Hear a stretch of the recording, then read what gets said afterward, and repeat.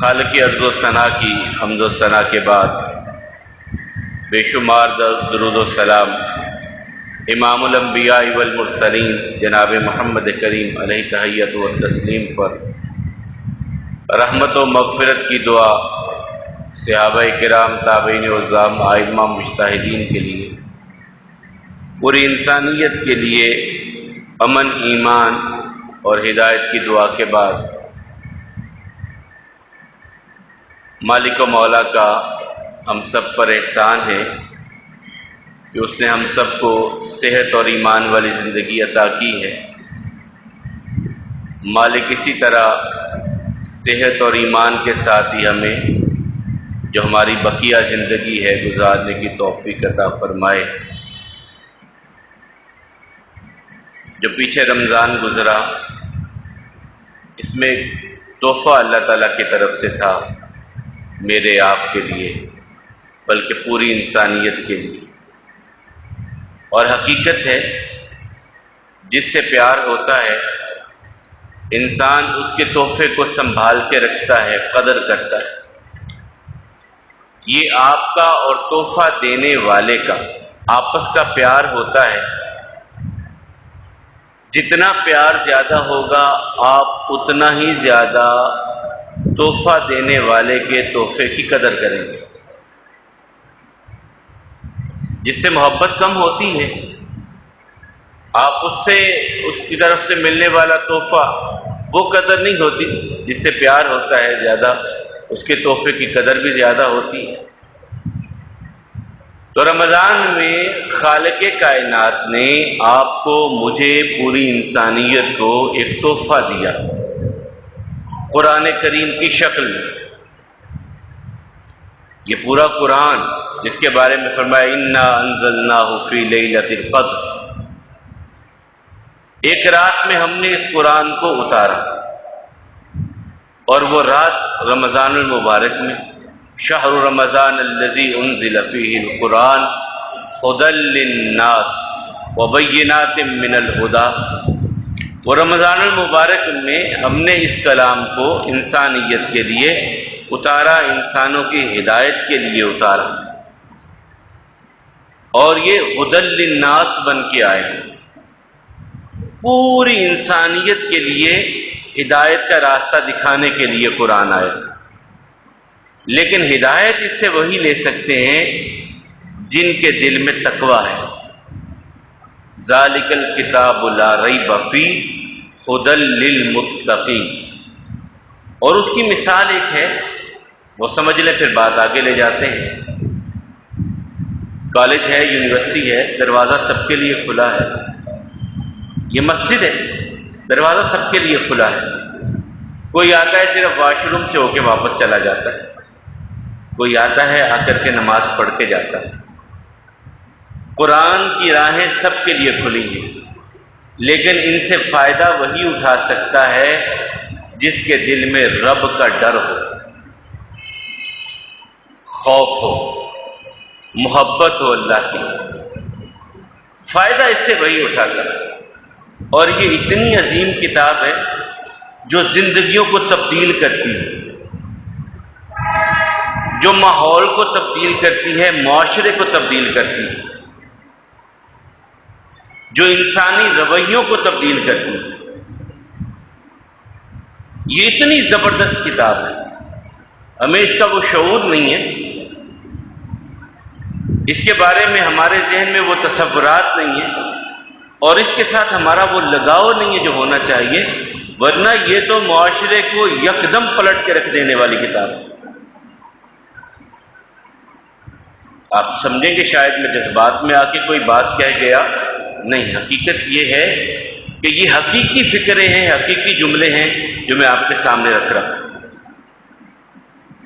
اور 110% یہ حقیقت ہے۔ آپ تصور تو کیجئے اس معاشرے کا جس معاشرے میں خالق کی پہچان ہی نہیں ہے، جو خالصتاً توحید کے لیے گھر بنا، اسی میں 360 بت سجا دیے جنہوں نے، وہ کیسا جاہل معاشرہ ہوگا کہ جو گھر اللہ کی وحدانیت کے لیے بنا ہے اسی میں 360 اس کے شریک بنا کر کے رکھ دیں. ان کی جہالت کی کیا انتہا ہوگی.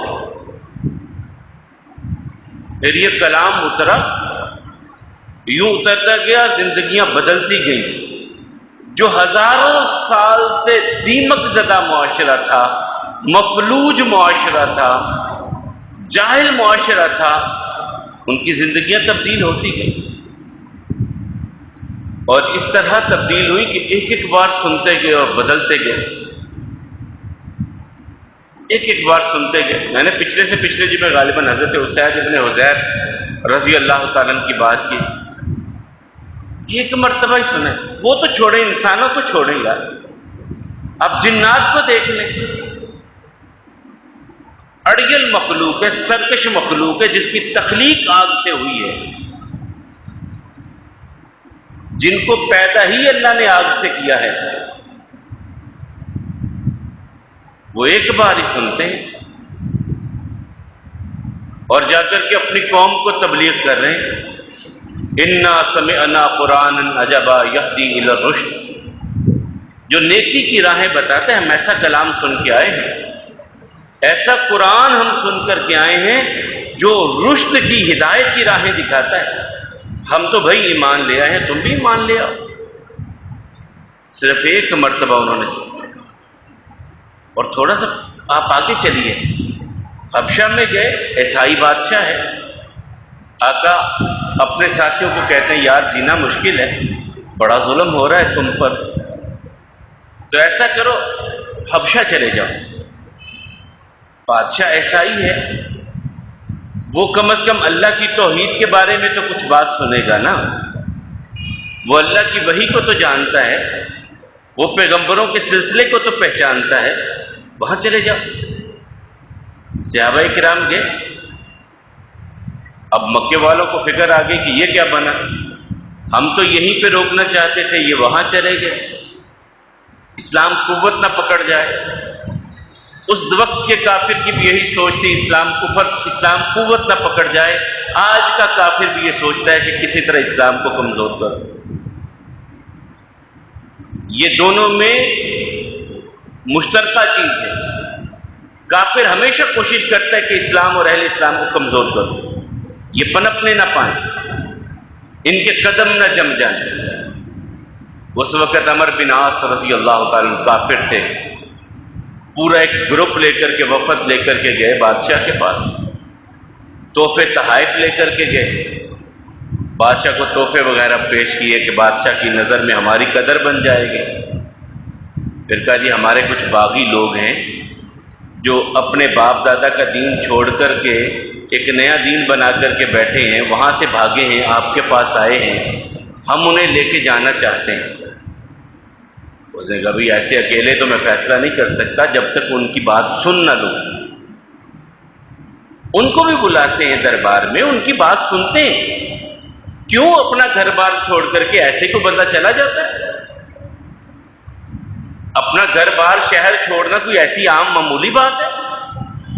کوئی نہ کوئی بات تو ہوئی ہوگی کہ وہ اپنا شہر چھوڑ کر کے یہاں آ گئے. بلا لیا گیا. اب رسول اللہ صلی اللہ علیہ وسلم کے وہ جانثار وہاں پر دربار میں کھڑے اور اپنے دین ایمان پہ کوئی کمپرومائز نہیں کر رہے کہ لوگ جھکتے ہیں بادشاہ کے سامنے، ہم بھی جھکیں. نہیں، یہ اللہ کے قرآن نے ان کے اندر جرأت پیدا کی ہے. وہ سیدھے اسٹیٹ کھڑے جا کر کے بادشاہ کے دربار میں. انہوں نے کہا دیکھیں جی یہ تو ادب ادا بھی نہیں جانتے کہ درباروں میں کیسے پیش ہوتے. انہوں نے کہا ہم اس کے دربار میں پیش ہوتے ہیں جس جیسا کسی کا دربار ہی نہیں ہے. جو اللہ کے دربار پہ پیش ہو جائے وہ پھر درباروں اور چھوٹے چھوٹے یہ دربار اس کے سامنے کیا حیثیت رکھتے ہیں. ہم تو اللہ کے دربار میں کھڑے ہونے والے لوگ ہیں بھائی. پوچھا بتلاؤ کوئی جو تمہارے ساتھی محمد صلی اللہ علیہ وسلم پر اترا ہے، کوئی دین جو کلام اترا ہے، سناؤ تو صحیح. سیدنا جعفر رضی اللہ تعالیٰ عنہ، جعفر ابن ابی طالب، اب یہ سورہ مریم کی آیات پڑھتے ہیں، پڑھتے جا رہے. بادشاہ سن رہے. سنتے سنتے سنتے آنکھوں میں آنسو آ گئے. وہ ایسا ہی ہے، پہلی مرتبہ قرآن کریم سن رہے ہیں، آنکھوں سے آنسو رواں ہو گئے، اور اللہ تعالیٰ نے اس کا نقشہ قرآن کریم میں بیان کر دیا. وَإِذَا سَمِعُوا مَا أُنزِلَ إِلَى الرَّسُولِ تَرَىٰ أَعْيُنَهُمْ تَفِيضُ مِنَ الدَّمْعِ مِمَّا عَرَفُوا مِنَ الْحَقِّ. آپ دیکھیں گے جب یہ قرآن سنتے تو ان کی آنکھوں میں آنسو آ جاتے. کیوں قرآن سن کے آنسو کیوں آتے ہیں؟ مِمَّا عَرَفُوا مِنَ الْحَقِّ، کہ وہ حق کو پہچان لیتے ہیں کہ یہ حق کا کلام ہے. پہچانتے ہیں تو آنکھوں میں بے ساختہ محبت کے ساتھ کہ اللہ تو نے ہمیں اس قابل سمجھا کہ اپنا کلام ہمیں پڑھنے کے لیے عطا کر دیا. ہماری اتنے نصیب بڑے، ہم اتنے خوش نصیب کہ تو نے اپنا کلام ہمیں پڑھنے کے لیے عطا کر دیا. اور یہ بڑے نصیب کی بات ہے، یہ بڑے ہی نصیب کی بات ہے. اللہ تعالیٰ کہتے ہیں نا، ہم نے پہاڑوں پہ اتارا ہوتا تو وہ ریزہ ریزہ ہو جاتے پہاڑ. لو انزلنا هذا القرآن على جبل لرأيته خاشعا متصدعا من خشیۃ اللہ. اللہ کے ڈر، خوف اور اس کی ہیبت، اس کی کبریائی، اس کی بڑائی، اس کا تصور کر کر کے کہ اس مالک کا کلام ہے، پہاڑ ریزوں میں تبدیل ہو جاتے ہیں. لیکن انسان کے سینے میں اللہ نے اس کلام کو محفوظ کیا، ہمیں پڑھنے کے لیے دیا، یہ شرف دیا ہمیں، اور پھر ساتھ انعامات کی بارشیں کر دی. کہ تم پڑھتے جاؤ، حفاظتیں ہم تمہاری کریں گے. بڑا کہتے ہیں گھروں میں پتہ نہیں کیا ہو گیا جی، ہمارے گھر میں تو کوئی وار چل گیا. خواتین اکثر جب گھر میں جھاڑو دیتی ہیں تو کہیں کوئی خون کا چھینٹا نظر آ جاتا ہے تو یہ تو کسی نے وار کر دیا ہم. اور ایسے ہی جاہل عامل بنے ہوتے ہیں، وہ کہتے ہیں ہاں ہاں بڑا سخت وار ہو گیا، لاؤ فلاں بکرا لے آؤ ایک کالا میں، یہ تو دینا پڑے گا اور پھر ہوگا. تمہارے لیے تو مجھے راتوں کو جاگ کر کے چلا کاٹنا پڑے گا، پھر تمہارے گھر سے یہ وار ختم ہوگا. پھر وہ واپس ویسے سے کرتا ہو، وہ بڑا سخت ہے. سخت ان پہ ہوا ہے، گھبرا تو رہا ہے، وار تو سخت ان پہ ہوا ہے آپ کا قریبی ہے جس نے کیا. اب وہ 10-15 لوگ قریبی ہیں، سب کے بارے میں شک آ جائے گا، یار اس نے کیا، اس نے کیا، اس نے کیا، اس نے کیا، اس نے کیا. اور شک انسان کو گمراہی کی طرف لے جاتا ہے. اور وہ پیسے کھا رہے ہوتے ہیں، بٹور رہے ہوتے ہیں پیسے. اور ایک واقعہ تاریخ حدیث میں ملتا ہے، صحابہ کرام کا ایک عمل ملتا ہے جس سے لے کر کے یہ کاروبار بنا لیا سارا. یہ تعویذوں کا کاروبار بن گیا، یہ دکانداریاں بنا لی. وہ کافروں کی بستی میں گئے، ان سے کہا ہمیں کچھ کھانے کو دے دو. انہوں نے انکار کر دیا. ان کے سردار کو کسی بچھو وغیرہ نے ڈنگ مار دیا. وہ آئے ان کے پاس کہ تمہیں اگر کوئی دم کرنے والا ہو تو ہمیں بتلاؤ، ہمارے سردار کو دم کر دے. کہا 30 بکریاں لیں گے. کہا دم کرو، اللہ نے شفا دے دی. وہ کوئی نہیں بتاتا کہ وہ تھے کافر، انہوں نے مہمان نوازی سے انکار کیا تھا، اس لیے انہوں سے صحابہ کرام نے کہا دم کریں گے، پہلے 30 بکریاں دے دو. اس ایک واقعے کو لے کے کاروبار کھڑا کر دیا. اب جس کے ہاتھ میں دیکھو دھاگا بندھا ہوا ہے، کیوں؟ یہ میرے جوڑوں میں درد ہوتا ہے. کڑے پہنے ہوئے، پیتل کے، چاندی کے، لوہے کے کڑے پہنے ہوئے. یہ کس نے کہہ دیا آپ کو؟ کیا وہ بات بھول گئے کہ رسول اللہ صلی اللہ علیہ وسلم کے پاس 10 آدمی آئے بیعت کرنے کے لیے؟ 9 کی بیعت دی، ایک کو چھوڑ دیا. کہا یا رسول اللہ صلی اللہ علیہ وسلم، بندے تو 10 مسلمان ہونے کے لیے آئے، آپ نے 9 کی بیعت دی، ایک کی کیوں نہیں لی؟ کہا اس کے ہاتھ میں یہ کڑا ہے، یہ کڑا پہنا ہوا ہے. اتار دیا، پھر بیعت لی رسول اللہ صلی اللہ علیہ وسلم. تو بات دور گئی. بات ہم کر رہے تھے کہ ایک مرتبہ قرآن سن رہا ہے وہ نجاشی، اور آنکھوں میں آنسو آ رہے ہیں کہ وہ حق کو پہچان رہا ہے. مما عرفوا من الحق، کہ اس نے پہچان لیا کہ یہ میرے رب کی طرف سے حق کلام اترا ہے. زندگیوں تبدیل ہوتی ہیں اس کے ساتھ، ادب آتے ہیں، احترام آتے ہیں، گھر سنورتے ہیں، رحمتیں آتی ہیں، برکتیں آتی ہیں۔ اور اللہ پڑھنے والوں کی، ابھی میں جو بات کر رہا تھا کہ وہ کہتے ہیں جی پتہ نہیں کسی نے ہم پہ کچھ کر دیا ہے، تو آقا علیہ الصلوۃ والسلام سے بڑھ کر سچی بات تو کائنات میں کسی کی نہیں ہو سکتی نا۔ وہ کہتے ہیں تم اس قرآن کی دوسری صورت کو پڑھتے جاؤ، اللہ جنات سے بھی حفاظت کریں گے، سرکش شیطانوں سے حفاظت کریں گے، جادوگروں کے جادو میں طاقت ہی نہیں ہے کہ تمہارے گھر پہ اثر کر سکے۔ تم سورہ بقرہ پڑھو تو صحیح۔ یہ رسول اللہ صلی اللہ علیہ وسلم کی بات ہے کہ تم سورہ بقرہ پڑھو، جادوگروں کے جادو میں یہ طاقت نہیں ہے کہ تم پر اپنا اثر دکھا سکے۔ اللہ حفاظتیں، انعامات کی بارشیں، ایک ایک لفظ، ایک ایک حرف پڑھنے پہ اللہ تعالیٰ کی طرف سے برکتیں، رحمتیں اور اللہ کی طرف سے اجر، ایک ایک حرف پڑھنے پہ۔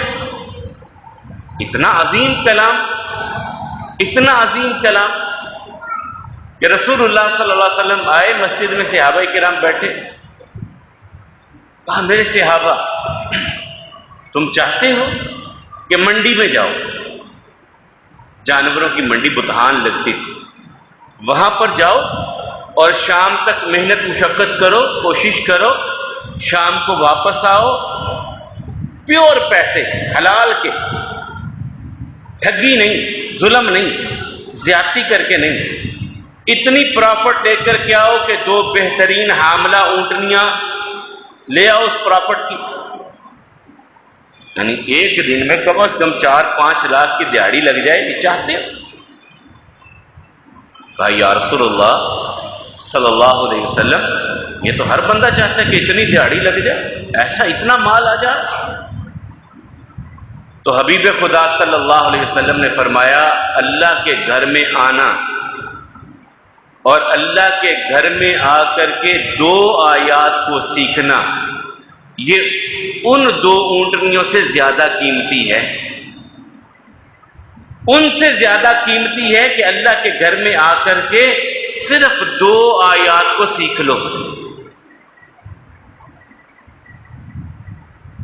اب یہ میں نے اور آپ نے سوچنا ہے کہ اتنی عظیم کمائی ہم چھوڑ رہے ہیں، اتنا عظیم منافع ہم چھوڑ رہے ہیں، اور محفوظ سرمایہ کاری جس میں مندے کا ڈر نہیں ہے، یہ محفوظ سرمایہ کاری ہے۔ یہ جو آپ اپنے اعمال اچھے کر رہے ہیں نا اللہ کے لیے، وہ اللہ کے ہاں محفوظ ہو رہے ہیں، اور اس کے پاس محفوظ ہو رہے ہیں جو آپ کے ایک عمل کو 10 گنا ویسے ہی بڑھا دیتا ہے۔ جائیں دنیا کے کسی بڑے سے بڑے ادارے میں چلے جائیں، وہ آپ کو 14%، 15%، سود کی بڑی بڑی باتیں، 14-15% سے زیادہ آپ کو نہیں ریٹرن کرتے۔ اللہ تعالیٰ شروع ہی 10 گنا سے ہوتے ہیں۔ وہ 100 کے 114 دیں گے، اللہ کہتے ہیں 100 کے 1000 میں دیتا ہوں۔ اس سے بڑی کیا سرمایہ کاری ہو؟ 100 کے 1000 اللہ کہتے ہیں میں تمہیں پہلی اور کہانی رسول اللہ صلی اللہ علیہ وسلم نے کہ آدم کے بیٹے کا معاملہ بڑا عجیب ہے۔ نیکی کا ارادہ کرتا ہے تو نیکی لکھ دی جاتی ہے، اور جب نیکی کر لیتا ہے تو اس کے دل کو ٹٹولا جاتا ہے، خلوص دیکھا جاتا ہے، کس درجے کی نیکی اس نے کی ہے۔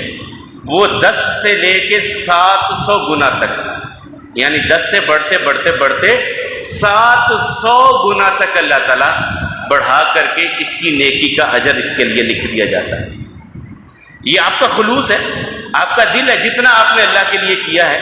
وہ ہو سکتا ہے کہ آپ کا 1 روپیہ وہ 700 روپے تک چلا جائے، آپ کا 1000 7 لاکھ تک چلا جائے، یہ آپ کے دل کا خلوص ہوگا۔ اور برائی، رسول اللہ صلی اللہ علیہ وسلم فرماتے ہیں برائی کا ارادہ کرتا ہے، اللہ تعالیٰ کہتے نہیں رہنے دو۔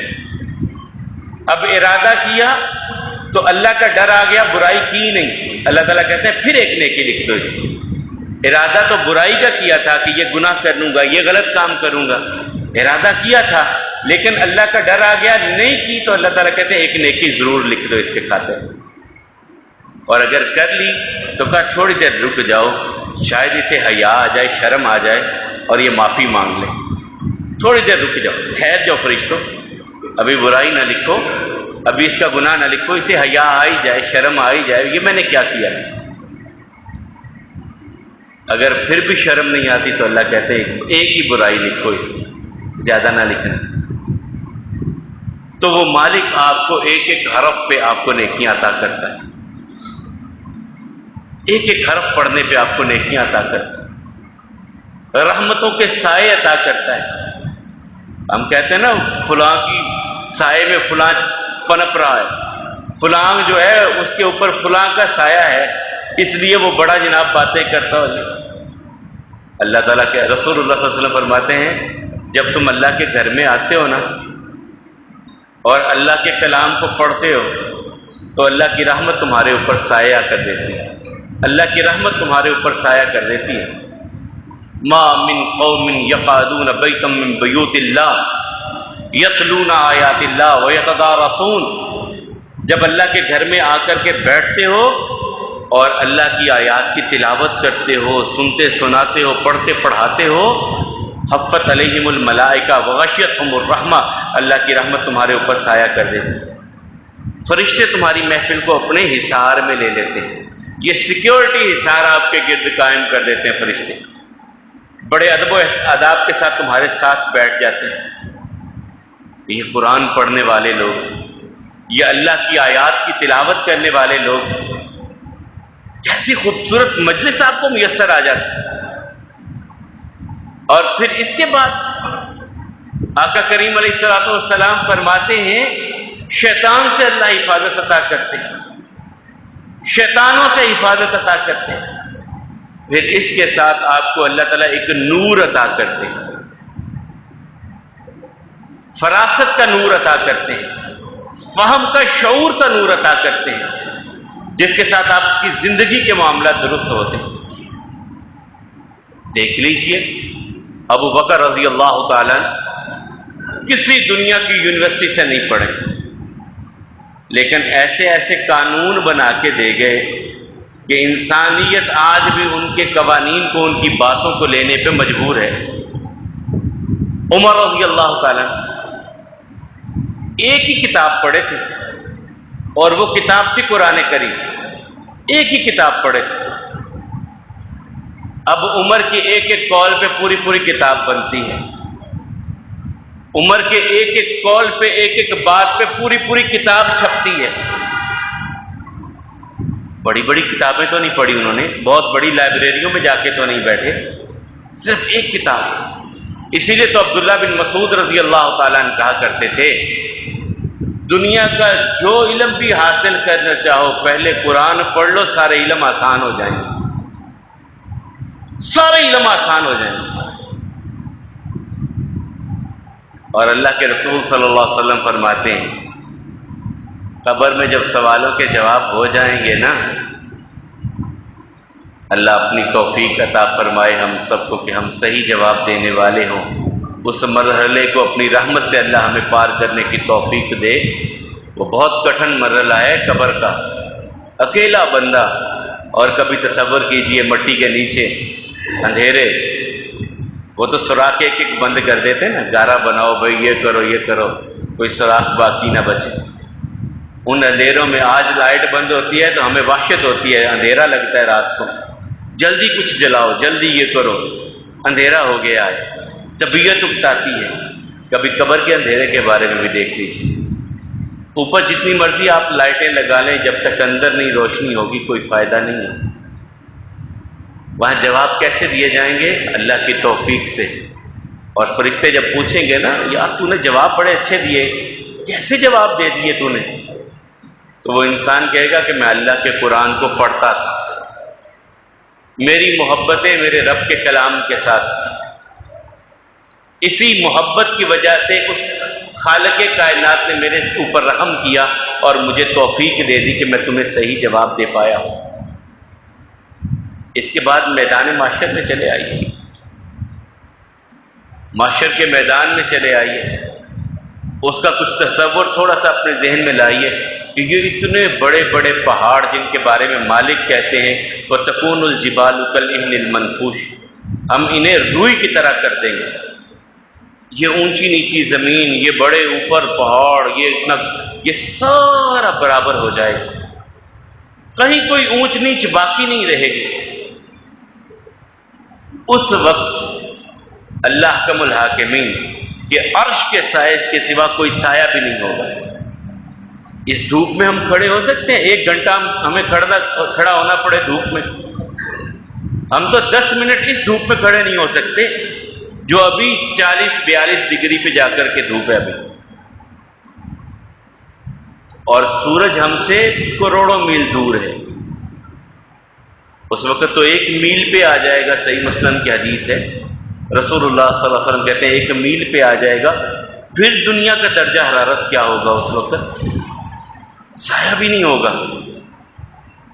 پھر سائے کا ایک ہی انتظام میں ایک ہی جگہ ہے، اور وہاں پہ خاص لوگ جا رہے ہیں۔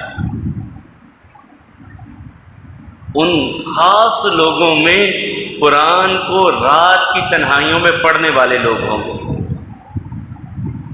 قرآن سے محبت کرنے والے لوگ ہوں گے، جہاں رشتے ناطے ٹوٹ رہے ہوں گے، لوگ بھاگ رہے ہوں گے۔ یوم یفر المرء، جب لوگ فرار ہوں گے آپ سے، آپ کے بھائی آپ سے فرار ہوں گے، بیوی بھاگ جائے گی، بچے بھاگیں گے کہ میں ان کی جواب زندگی کا کیسے دوں۔ صاحبتہ و بنی، والدین اپنی اولاد سے پہلو تہی اختیار کریں گے، اولاد اپنے والدین سے کنارہ کشی اختیار کرے گی، بیوی اپنے خامن سے کنارہ کشی اختیار کرے گی، بھائی بھائی سے دور ہوگا۔ کیا زندگی کا حساب دینا ہے؟ کوئی کسی کے بارے میں نہیں، اپنے بارے میں سوچ رہا ہوگا کہ میرا آج کیا بنے گا۔ اس وقت اگر قرآن سے محبت کی ہے تو قرآن آپ کے بارے میں سفارش کرنے کے لیے کھڑا ہو جائے گا۔ آقا فرماتے ہیں یجیء صاحب القرآن یوم القیامہ، قیامت کا دن ہوگا، صاحب قرآن اللہ تعالیٰ کے سامنے کھڑا ہو جائے گا۔ اب سفارش کے لیے لوگ ڈھونڈ رہے ہیں کہ کوئی ہماری سفارش کرے، لیکن اس کے لیے قرآن سفارشی بن جائے گا اور اللہ تعالیٰ سے عرض کرے گا رب زدہ، یا اللہ یہ تیرا بندہ تھا اور میں تیرا کلام ہوں، یہ راتوں کو اٹھ کے پڑھتا تھا، یہ دن کو تیرے پاک کلام کی تلاوت کرتا تھا، یا اللہ میں تیرا پاک کلام اس بندے کے بارے میں تجھ سے سفارش کرتا ہوں کہ اس کو کچھ عطا کر، اس کو کچھ عطا کیجئے۔ یہ خاص حافظ قرآن کے لیے ہے، اسے عطا کیجئے۔ تو اللہ تعالیٰ کہیں گے جب سب بے لباس ہوں گے، کسی کے جسم پہ لباس نہیں ہوگا، اس وقت اللہ تعالیٰ کہیں گے البس، پہناؤ اس کو، حلۃ الکرامہ، عزت والا حلہ اسے عطا کرو، ایک جبہ گاؤن بڑا سا اسے عزت والا عطا کرو۔ قرآن پھر کہے گا رب زدہ، یا اللہ اور بھی اسے کچھ عطا کیجیے۔ فیلبس تاج الکرامہ، اللہ تعالیٰ کہیں گے اب اس کی تاج پوشی کرو، اب اس قرآن پڑھنے والے کی تاج پوشی کرو، عزت والا تاج اس کے سر پہ رکھو۔ قرآن پھر کہے گا رب زدہ، یا اللہ اسے کچھ اور عطا کیجیے۔ تو اللہ تعالیٰ کہیں گے اقرا ورتقِ ورتل کما کنت ترتل فی الدنیا فإن منزلتک عند آخر آیۃ تقرؤها۔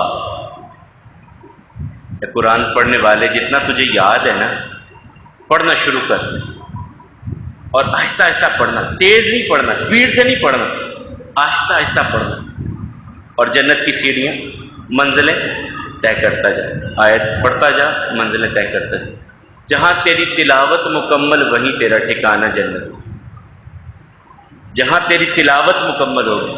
اس لیے میں کہتا ہوں یار کم از کم روزانہ کی ایک آیت یاد کرنی شروع کر دیں، صرف الفاظ پہ نہ چھوڑو، ہم بھی کر سکتے ہیں، کوئی مشکل ہے؟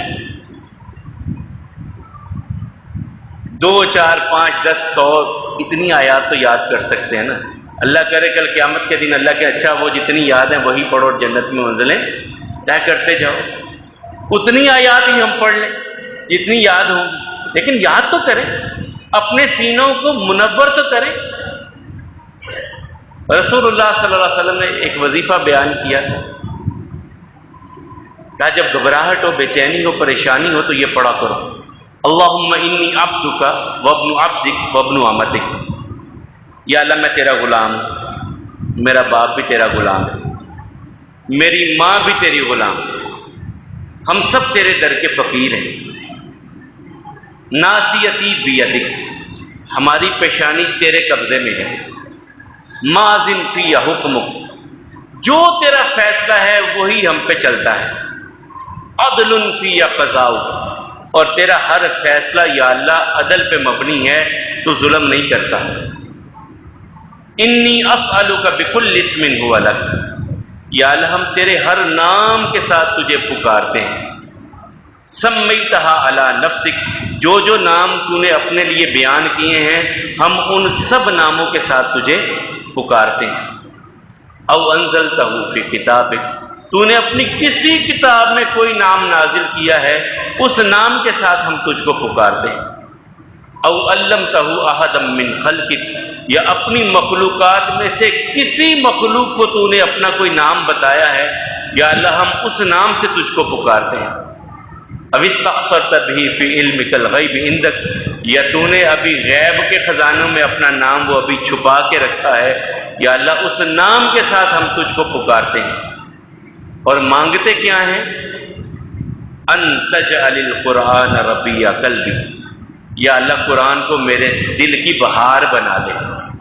یا کا دعا کر رہے ہیں، یا کا دعا کر رہے ہیں، یا اللہ میں تیرا بندہ، میرا باپ تیرا بندہ، میری ماں تیری بندی، میرے اوپر تیرا حکم چلتا ہے، تیرا ہر حکم عدل پہ مبنی ہے، میں تیرے ہر نام کا تجھ کو واسطہ دیتا ہوں، وہ تو نے کسی کتاب میں اتارا، کسی بندے کو سکھایا، یا تو نے غیب کے خزانوں میں ابھی چھپایا، یا اللہ میں تجھ سے سوال کرتا ہوں ان تجعل القرآن ربیع قلبی، کہ قرآن کو میرے دل کی بہار بنا دے، ونور صدری، اور میرے سینے کا نور بنا دے، وذہاب ہمی وجلاء حزنی، اور اس قرآن کی برکتوں سے میرے غم، میرے پریشانیاں دور کر دے۔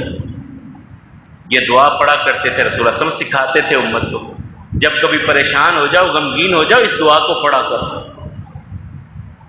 جہاں اتنی رحمتیں، اتنی برکتیں قرآن کے ساتھ ہیں، وہیں قرآن چھوڑنے کے پر وبال بھی بہت بڑا ہے۔ قیامت کے دن رسول اللہ صلی اللہ علیہ وسلم اللہ تعالیٰ سے کہیں گے، وقال الرسول یا رب ان قوم اتخذوا هذا القرآن مہجورا، کہ رسول اللہ صلی اللہ علیہ وسلم اللہ تعالیٰ سے کہیں گے، یا اللہ یہ میری قوم تھی جس نے قرآن کو پس پشت ڈال دیا تھا، چھوڑ دیا تھا، ترک کر دیا تھا، مہجور تو ہو گئے تھے قرآن سے، دور ہو گئے تھے قرآن سے۔ اب جس کے بارے میں رسول اللہ صلی اللہ علیہ وسلم اللہ سے شکایت کر دیں، اس کا کوئی ٹھکانہ ہوگا؟ اس لیے محترم حضرات، اپنی زندگیوں میں اللہ کے اس تحفے کو، رمضان گزر چکا ہے، اس تحفے کی قدر کیجیے، دن اور رات کے اوقات میں کوشش کیجیے وقت مختص کرنے کی، قرآن کی تلاوت کرنے کی۔ اب تو اتنی آسانی ہے بھائی، آپ کے پاس موبائل اینڈرائڈ ہے، آپ اس میں سیو کیجئے، قرآن کریم کو کھولیے، پڑھیے، دکان پہ بیٹھے ہوئے فارغ گاہک نہیں ہے تو آپ وہیں پہ پڑھ لیں، آپ گھر میں ہیں تو وہاں پہ پڑھ لیں، مسجد میں آئے تو وہاں پہ پڑھ لیں، اور کچھ نہ کچھ سیکھنے کی کوشش کریں۔ اس میں 60% الفاظ جو ہیں ہمارے اردو میں عام استعمال ہوتے ہیں، 60% الفاظ، یعنی ہم کم از کم 60% قرآن عام طور پہ اپنی اردو کی وجہ سے سمجھ سکتے ہیں۔ اور اللہ تعالیٰ کہتے ہیں وَلَقَدْ يَسَّرْنَا الْقُرْآنَ لِلذِّكْرِ فَهَلْ مِن مُّدَّكِرٍ، ہم نے تو بڑا آسان بنایا ہے اس کو، غور و فکر تو کرو، سوچو سمجھو تو صحیح، بہت آسان بنایا ہے ہم نے قرآن کو۔ تو اپنی زندگیوں میں اپنے سب سے محبوب رب کی کلام کی قدر کیجیے، محبت کے ساتھ، پیار سے، اور یہ محبت اور چاہت صرف اسے اچھے کپڑے میں لپیٹ کر کے اونچی جگہ پہ رکھ دینے سے نہیں، بلکہ اسے کھولیے، پڑھیے، اپنے بچوں کو اس کی طرف لائیے، ان کو سکھائیے، سمجھائیے، پڑھائیے، تاکہ ہماری یہ زندگی بھی خوبصورت ہو سکے اور اس کے بعد آنے والی زندگی بھی بہت خوبصورت ہو سکے۔ ہماری آنے والی زندگی بہت خوبصورت ہو سکے، وہ بہت خوبصورت ہوگی انشاءاللہ، اللہ اپنی رحمت عطا کرے، وہ بہت خوبصورت ہوگی اگر ہم اس خوبصورت کلام کے ساتھ اپنی زندگیوں کو مزین کرتے ہیں، خوبصورت بناتے ہیں۔ اللہ آپ کو بھی توفیق عطا فرمائے، مجھے بھی توفیق عطا فرمائے۔ ایک دو اعلانات ہیں۔ یہ کل بروز ہفتہ جناب پبلک ہال میں بہت بڑا یہ پروگرام ہے اور بہت بڑے بڑے علماء کرام تشریف لا رہے ہیں، مغرب کی عشاء کی نماز کے بعد سب جناب پبلک ہال میں دعوت اہل حدیث پروگرام ہے۔ سینیٹر ساجد میر صاحب امیر مرکزیہ وہ بھی تشریف لا رہے ہیں، اور خطیب ابن خطیب بہت بڑے اسکالر علامہ ابتسام الہی ظہیر صاحب وہ تشریف لا رہے ہیں، رانا شفیق پسروری صاحب ہیں، حنیف ربانی صاحب ہیں، یوسف پسروری صاحب ہیں، بنیامین عابد صاحب ہیں۔